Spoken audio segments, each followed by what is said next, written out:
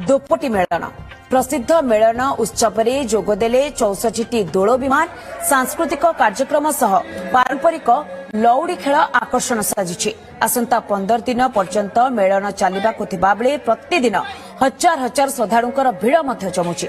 नियाली विधायक छवि मल्लिक दोल यात्रा परिदर्शन करने सहित दोल गोविंदଙ୍କ आशीर्वाद ग्रहण करथिले।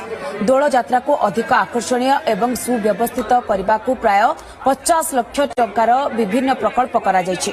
आगकु मध्य अनेक उन्नतीकरण कार्य करने को विधायक प्रतिश्रुति दैछथि। कटक जिलापाल मध्य मेलन परिदर्शन करने सहित सुरक्षा व्यवस्था को अनुधान करिसेंति। 1899 मसीहारू नियाली रे एही मेलन उत्सव आयोजित होई आसुछि। दोल पूर्णिमा ठारो आमर एठी विभिन्न पंचायत सब ठाकुर पाखर विमान आसे एठी। तो आज ये जो दोल जो महोत्सव चली